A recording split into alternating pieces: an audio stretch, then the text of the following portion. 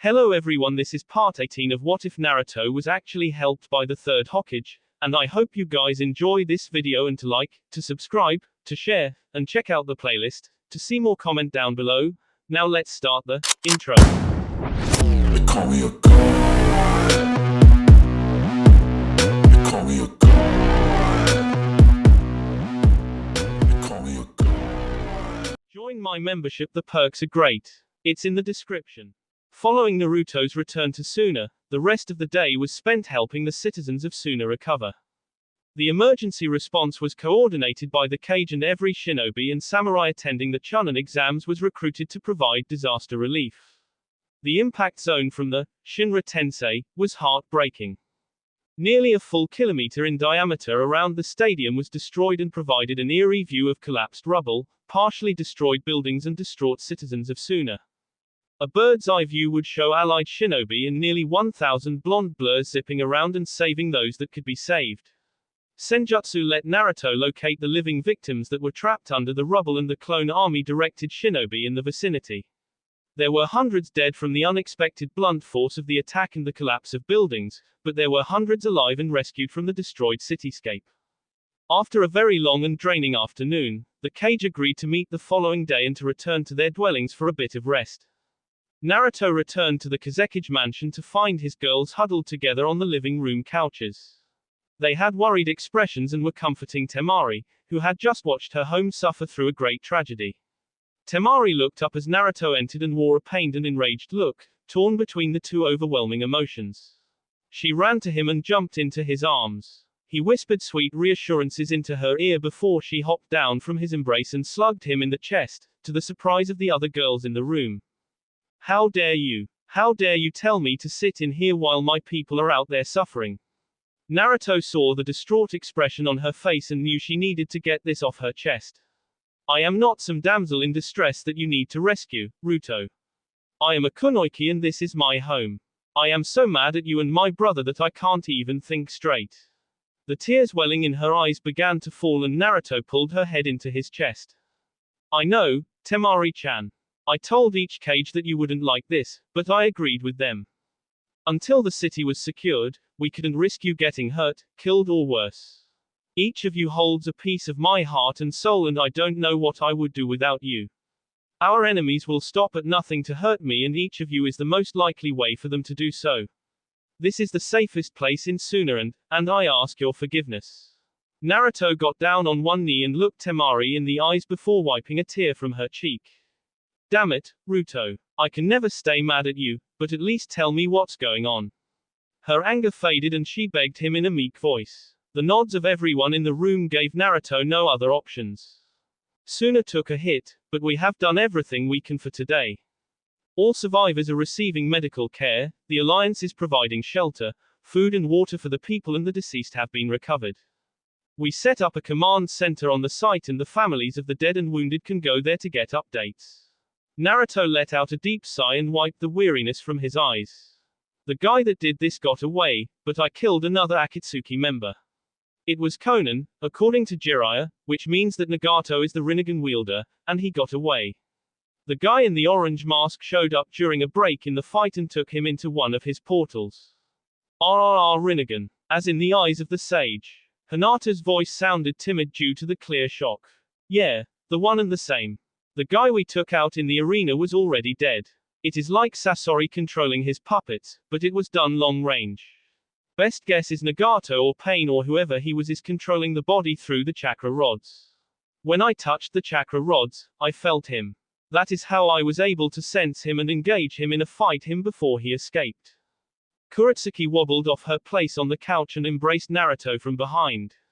It's okay, Ruto. We can worry about that later. Let's forget the stress of today and get you cleaned up. Anko already went up to draw you a bath. Naruto didn't respond. He simply leaned back into her tender embrace and closed his eyes. He went and enjoyed a bath to remove the grime, sand and sweat that he accumulated throughout the day. Anko washed his back and cuddled with him as he passed out in the tub. After an hour or so, she roused him and took him to bed for the night where he enjoyed the warmth, love and affection of his wives. The next day Naruto awoke at the crack of dawn to the familiar scene of his wife sprawled out in various states of undress on his bed. The tangled messes of hair, soft, voluptuous mounds, bulging bellies and moans of sleepy contentedness always brought joy to Naruto's heart. Rather than immediately swapping with a clone, Naruto lay there and enjoyed the bliss he was feeling. After 15 minutes he summoned some clones to go and prepare breakfast before returning to the Sandman's embrace. An hour or so later, he was woken from his slumber by a sensual feeling below the satin sheets. There was a bobbing mass and slight slurping sounds coming from underneath the sheets. Naruto concentrated on the feeling and knew that it was Anko providing the morning wake-up call. The things that woman could do with her tongue were unique amongst his girls and immensely gratifying. Naruto enjoyed the morning with his girls until the 9 a.m. meeting with the Cage. Once again reassembled in the Cage Tower's conference room, Onoki, Mei, Hiruzen and Gaara were discussing the state of affairs in Suna. Gaara stood up and opened the meeting once again by bowing low and addressing his fellow Cage. On behalf of the people of Sunagakure, I thank you for your efforts in helping us recover from this disaster. As of now, all personnel are accounted for, and the second stage of disaster recovery is underway. I will now open the floor for discussions on how we should respond to this open aggression and declaration of war. I stood up and had a look of determined calm on his face. Gaara, we are here for Suna and we will provide manpower and materials to help you rebuild. Moving past that, I believe it is time for the gloves to come off. We have let these minor nuisances that call themselves nations determine when and where we will fight. I call for the Allied forces to coordinate assaults on our enemies and remove the threats to our people. Hiruzen stood after I reclined back in his seat. As you all know, we have sought peace. We do not wish to perpetuate this cycle of hatred and violence. There were disgruntled grunts and looks of outrage at the opening of Hiruzen's statement. He took a puff from his pipe and continued. However, we are now past the point of no return. To attacks from the Akatsuki and coalition in this week alone demands that we retaliate. I only ask that we do so in a manner befitting our station as the leaders of the elemental nations. Onoki reinforced Hiruzen's words. I agree with my old friend. I never thought we would be able to achieve peace between the Great Five in my lifetime. It brings great joy to this old heart and peace to these weary bones. I know we are handing off the reins to you youngsters, but I wish to offer the same cautionary tale as Hiruzen. In the past, we waged war between each other and fought on the lands of our neighbors. We left disaster in our wake and imposed our will upon their lands. I believe our ancient sins are one of the main reasons for the coalition. I implore you youngsters to not repeat our mistake and look for a better way. Do you mean to tell us to go easy on them, Tsuchikage Dono? After, Mei began to ask before being cut off. Pardon my interruption, Mei-chan. What my Jijis are saying is that we take the fight to the enemy, but we do it better. We demonstrate that our fight is with the shinobi of their lands, not their daimyo or their people. If we go scorched earth on them, then the next generation will carry that grudge.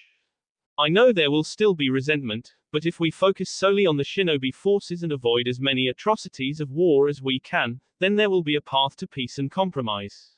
If our forces enter their lands, destroy their villages, murder their people, steal their possessions, rape their women, enslave the children or do anything of the sort, then there is no escape from the cycle of hatred. If we win in a disgraceful manner and find peace, it will be brief. If we are the better people and show them a modicum of respect in the defeat, then there will at least be a way to move forward. Naruto bowed in apology to Mei for interrupting before retaking his seat next to Hiruzen. There were contemplative looks on every face in the chamber. Onoki began chuckling. Naruto, my boy, thanks for interpreting for me. That is exactly what I meant.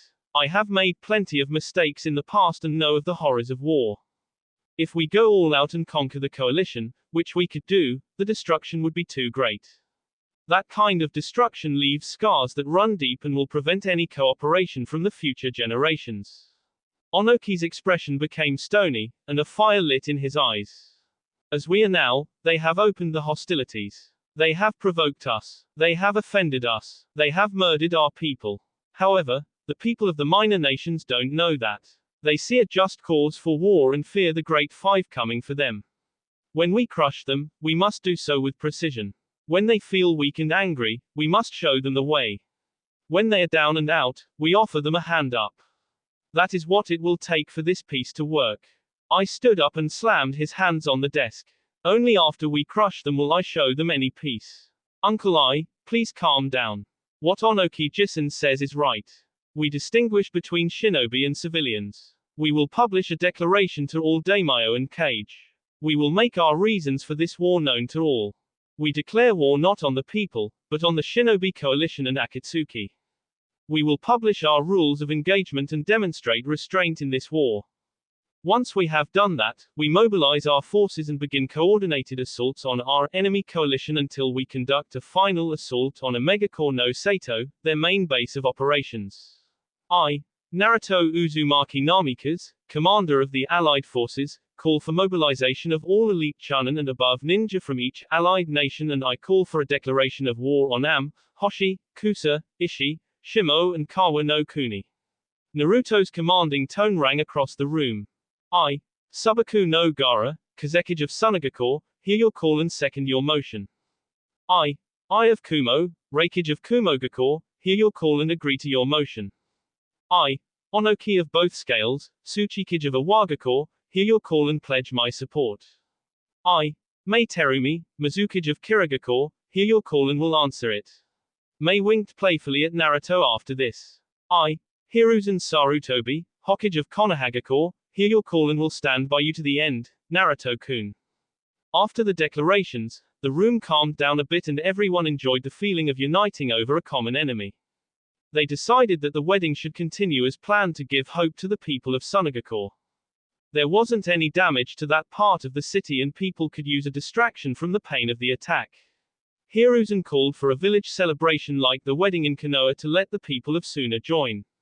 Naruto dispatched clones to gather supplies from Konoha and bring some chefs to assist in the effort. He wanted Temari's people to be included and he wanted to help Gaara in any way he could. The meeting continued for another hour to determine the timeline and battle plans.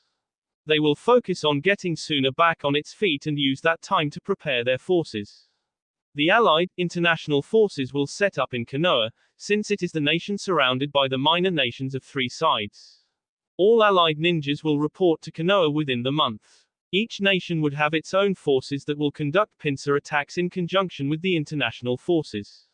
They planned on attacking each minor nation in rapid succession to isolate Omegakure, where they planned to launch a final assault on Akatsuki. Each kage agreed to a 6-month mobilization and preparation period, then the first attacks would commence. The first targets are Kawa no Kuni, River Country, and Hoshi, the Hidden Star Village.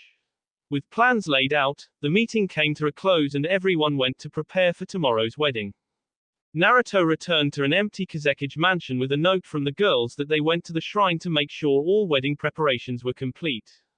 He soaked in the private onsen to relieve some stress. As he closed his eyes, he reflected on the distress he felt from pain, Nagato before his final attack. It was heartbreaking to feel the depth of his despair and it concerned him. That much despair often led to desperate action, and he hoped that said action wouldn't endanger innocent people. He knew that Pain would need to recover from their battle and hoped the Allied forces would be mobilized quickly enough to prevent unnecessary destruction. Naruto also thought about what the next 6 months would mean for him. He would have 6 kids by that time, since Ino just found out she was pregnant with twins. Haku and Kuretsuki would give birth in 3 months or so, then a couple months after that Hinata, Ino and Samui would follow. Naruto couldn't help thinking that he would be having 4 babies right as the war was kicking off. He prayed to Kami-sama for the safety of his wives and children. He prayed to the Shinigami for the strength and conviction to see this through. He prayed to his mother and father for the guidance. He was forced to pause his reflections due to Jiraiya joining him in the onsen. How are holding up, Gaki? It's a lot, Kyofu. So much is happening. Naruto's normal confident tone was meek and unsure. His eyes were downcast and half-lidded. Jiraiya slid over in the onsen and put a comforting hand on Naruto's shoulder. Look, Gaki, I'm not gonna blow smoke up your ass. It is a lot. You have done so much already and there is so much more to do. But you know what? Jiraiya turned Naruto's shoulders to face him and clasped him by both shoulders. I know you can and will do it, Gaki. The whole world believes you can do it, that is why the coalition is so scared. You have so much of your mother and father in you, and I know that they are so proud of you. I know that they are smiling down on you from the pure world and that they can't wait to see the grandchildren. You know what else I know? Naruto looked into his godfather's eyes and shook his head in the negative. I know you are not in this alone, Gaki. I am there with you until the end, and so is everyone else. You have made me so proud and blown away any expectations I could have set for you. You bring so much light into the world, kid, and it has saved me, Tsunade, Hiruzen, and the list goes on. Don't doubt yourself, kiddo, cause I sure as shit don't. Naruto didn't resist the naked man hug from his godfather. As his head lay against Jiraiya's shoulder, his eyes hardened in resolve, and the turbulent azure depths once again showed a window to the strength of Naruto's soul. Thanks, Jiraiya Kyofu, for everything. I love you and Tsunade Kachan. They relaxed into their manly embrace before Naruto separated and continued. So, Kyofu, are you ready to be a father? I mean, I will beat you to it, but you aren't far behind. Now it was Jiraiya's turn to be reflective and unsure. You know, Gaki, it is terrifying. I have loved Tsunade through 2 great wars, I have fought hundreds of enemies, and I have faced the wrath of thousands of bathhouses, but the thought of letting Tsunade and our child down scares me more than any of that. Naruto slugged Jiraiya on the shoulder and shocked him out of his brief spat of insecurity. You raised me, Barker. And before that, you raised my father. 2 men that grew to be some of the greatest men in the elemental nations. Just because you are having a daughter doesn't mean you won't be a great father. As you have faith in me, so I have in you, Kyofu. Anime tears streamed down Jiraiya's face, and he bawled, in a manly way of course, into his Gosun's shoulder. After an embarrassing 5 minutes, the two separated again. At that moment, Q popped into the tub. As touching as that was, I am gonna need you both to cut the shit. Just because I have mellowed out doesn't mean I am okay with all that, Q says as he forced his way out of the seal to break up the moment while making over-exaggerated motions with his hands toward the manly show of passion. Geez, Q, a little tact please. Naruto answered sarcastically. Yeah, Fox, can't I have a bromance with my godson? Jiraiya cried out petulantly. Sure, you can, you old toad. Just not while I am being forced to watch. Now shut up and let me enjoy my soak. Hi. So, Gaki, you ready for your last wedding?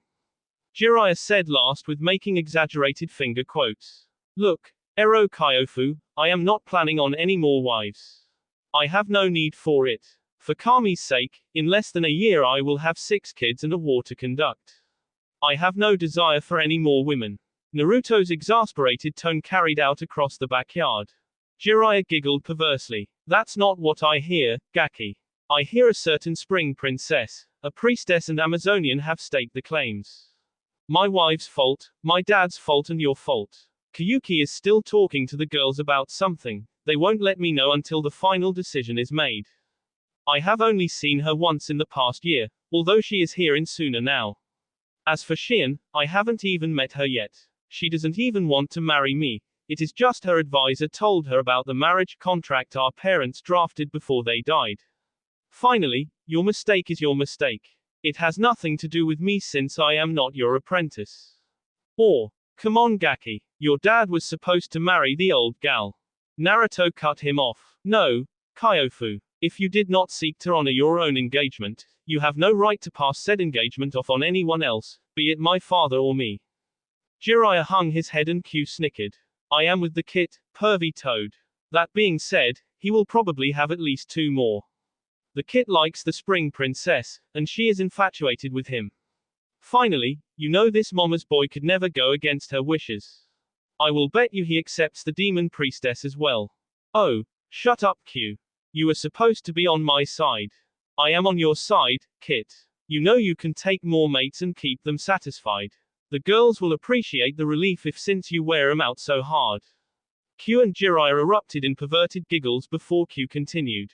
You are literally the most desirable human in all the lands. How many marriage contracts have Hiruzen and Tsunade screened for you?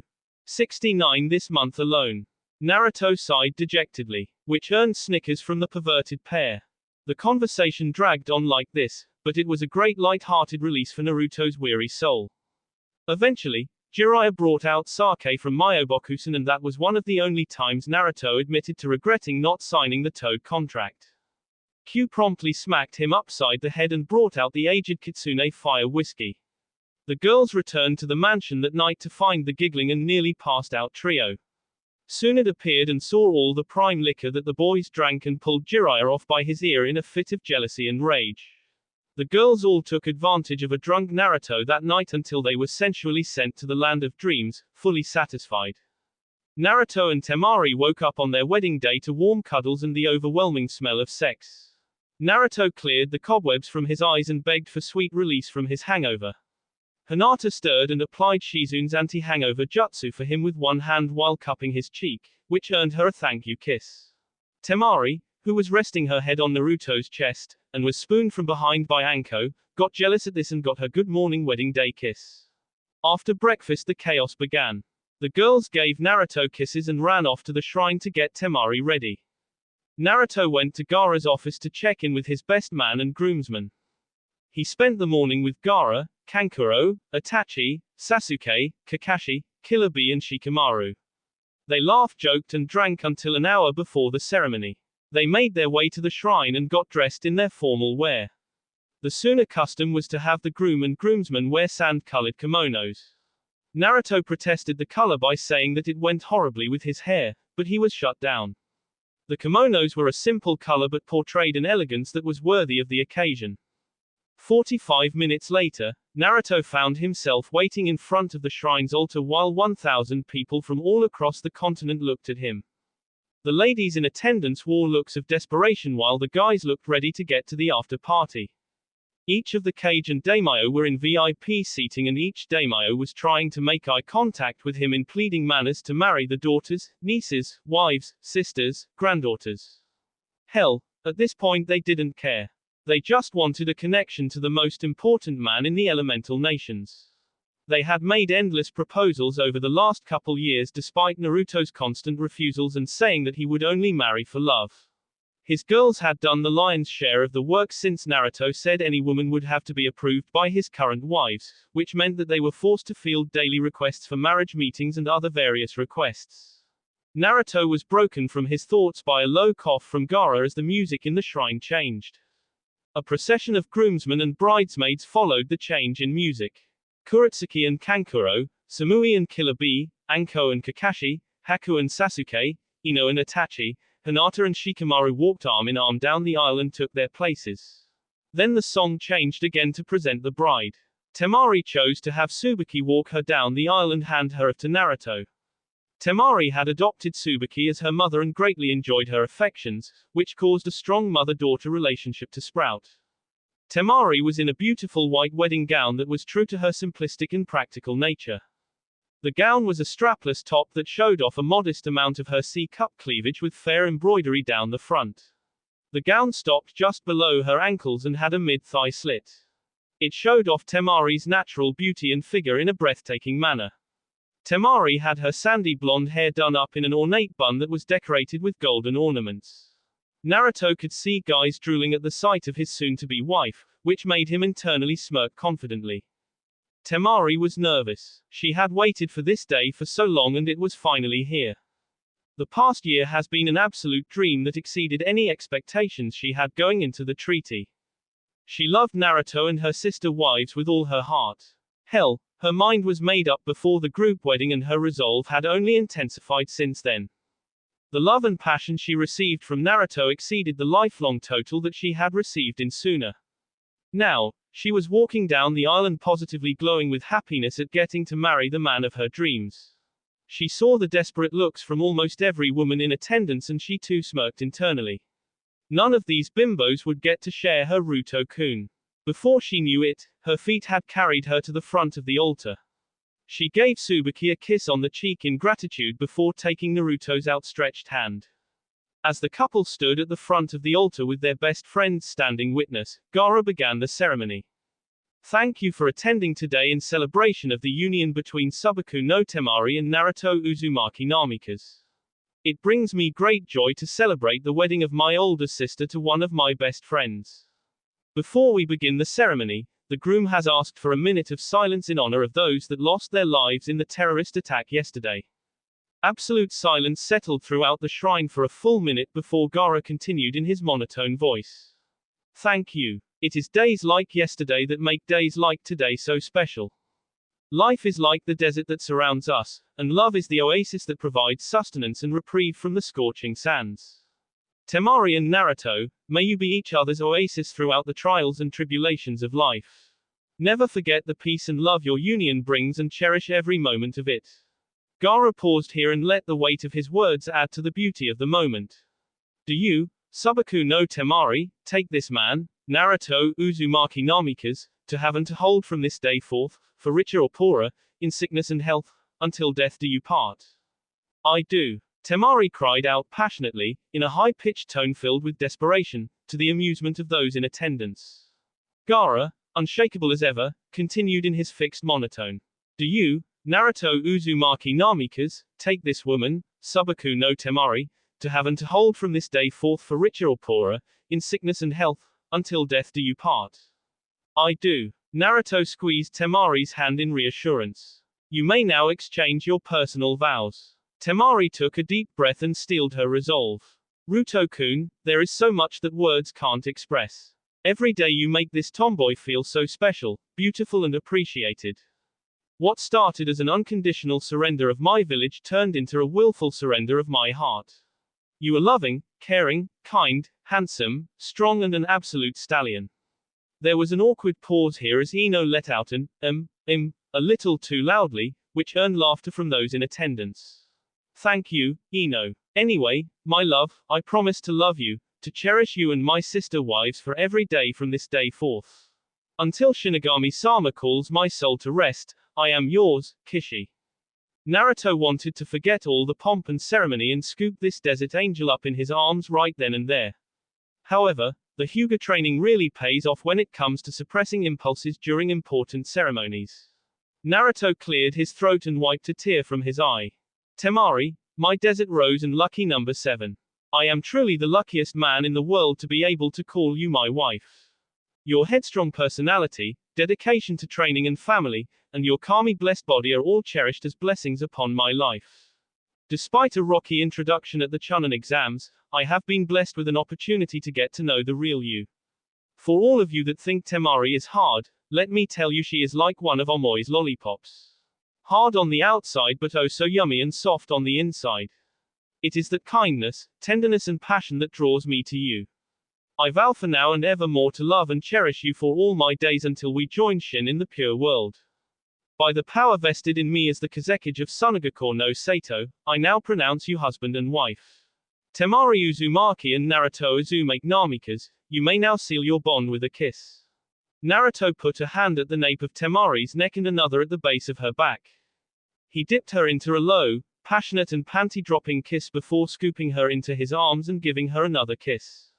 There were audible and passionate moans from the females in attendance and more than a few looks of jealousy from the guys.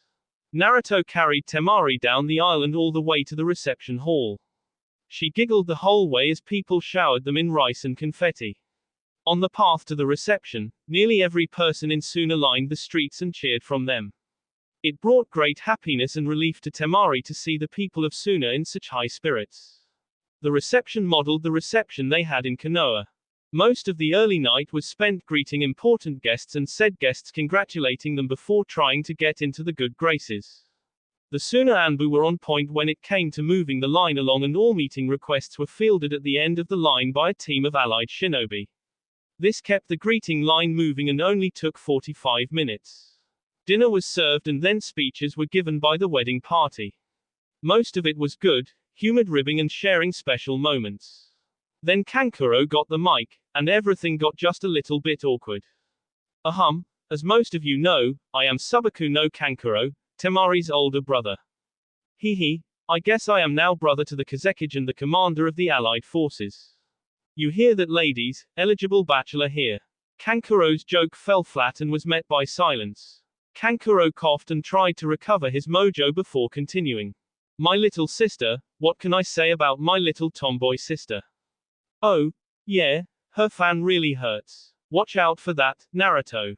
This pause was met by slight chuckles. Anyway, Temari is a good girl once you get past her violent tendencies and mood swings. Kankuro was forced to pause and rub his head since Temari had given him a good thwack to the top of his head with her battle fan.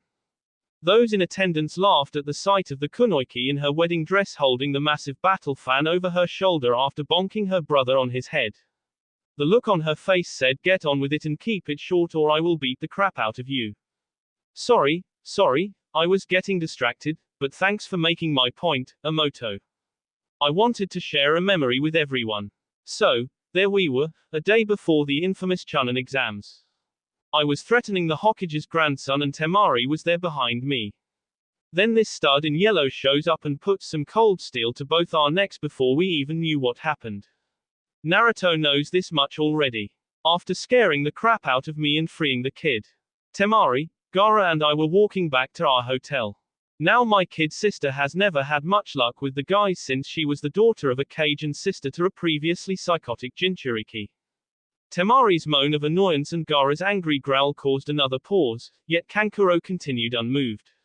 Anyway, after that whole event Temari was spaced out and drooling for pretty much the whole walk. After breaking her out of her trance and receiving an undeserved beating from that cursed battle fan, Temari told me that the blonde brat was kinda cute. And here we are, a couple years later and they are married. Yay, now where the single ladies at?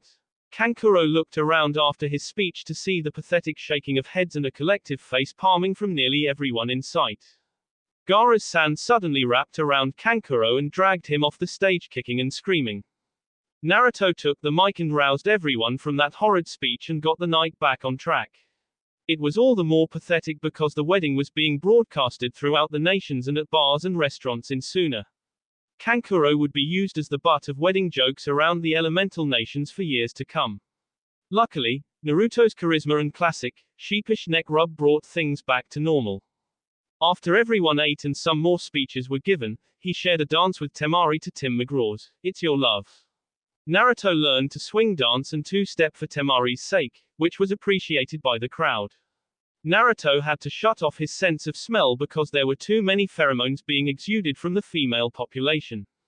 Then 6 clones of Naruto popped up and shared slow dances with each of his wives.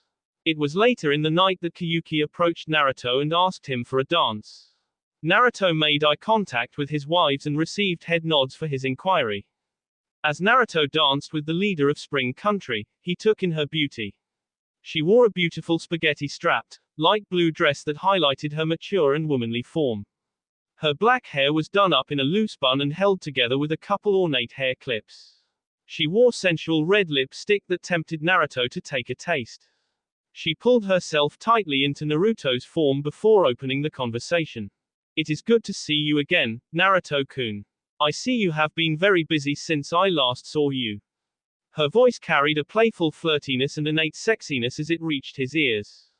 "It is great to see you again, Kyuki Haim. I know I am not the only one that has been busy recently. How are things going in Spring?"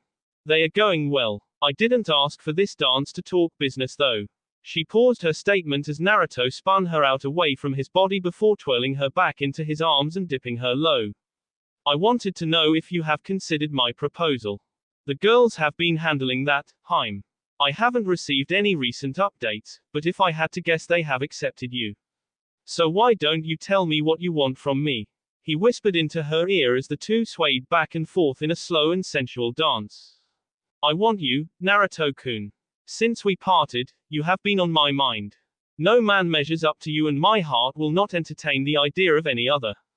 I want you. I want to join you and your wives. I have discussed it with my council in Spring and Sandayu has been nominated as an interim ruler.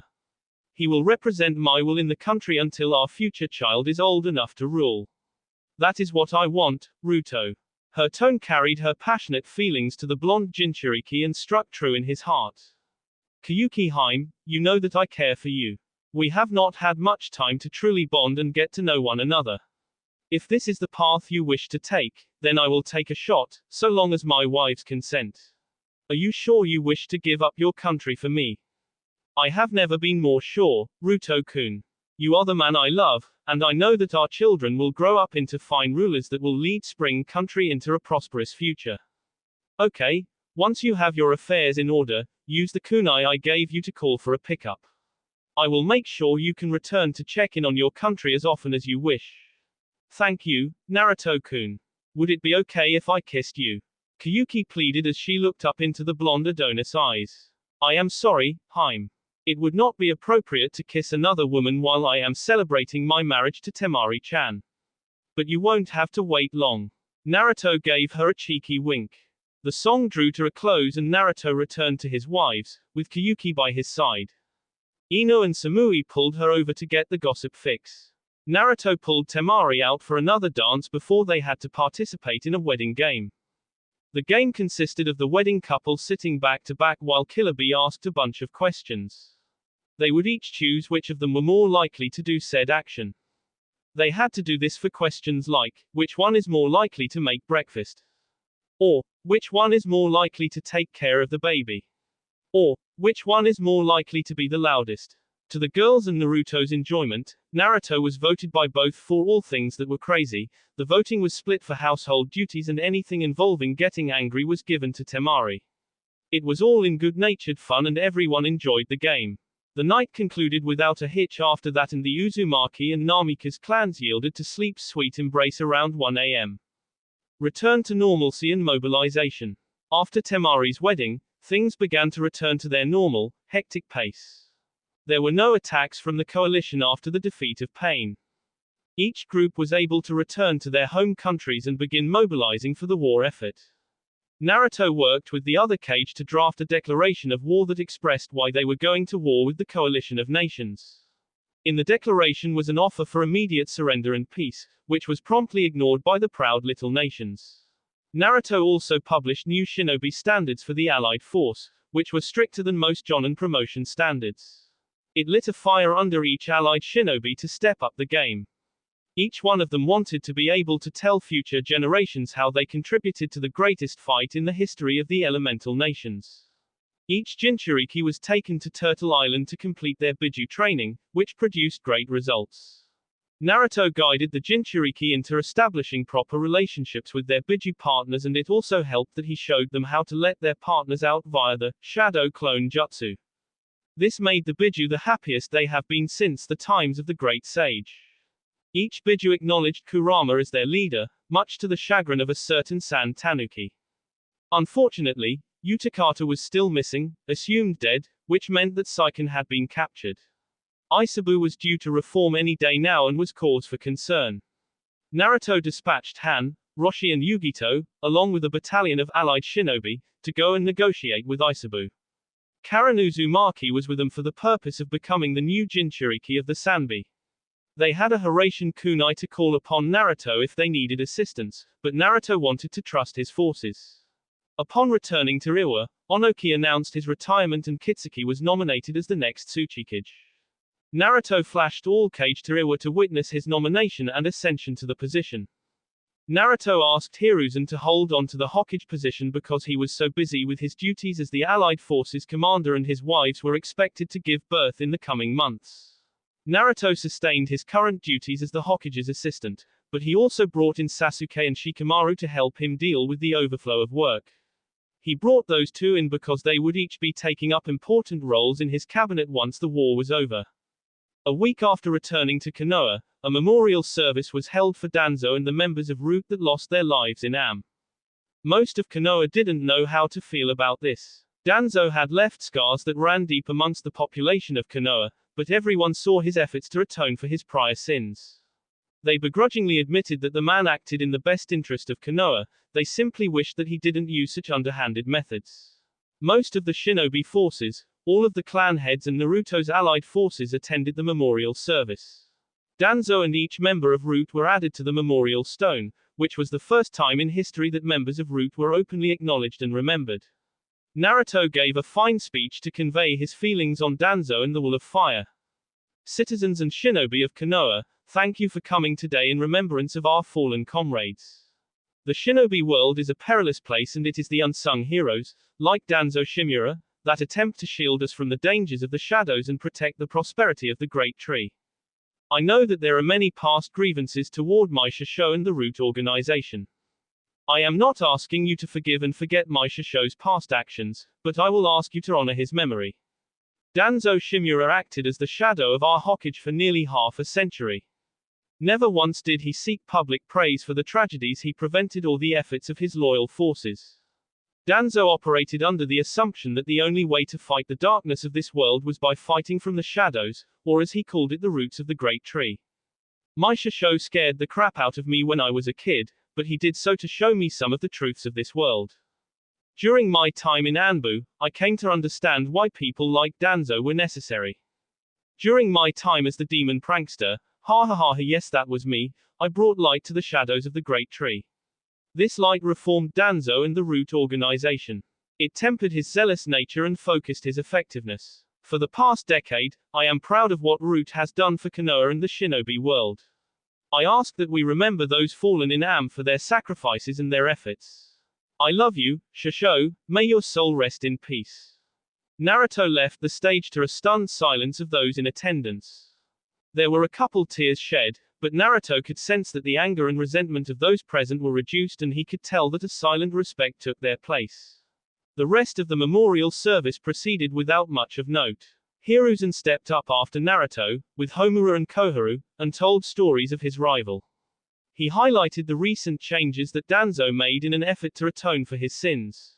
Everyone parted from the service and a statue was commissioned in memory of Danzo and Root with a simple message to be inscribed. Thank you for your silent service and sacrifice. That will be all for this video. Be sure to like, subscribe, share, and comment down below for more videos. Goodbye.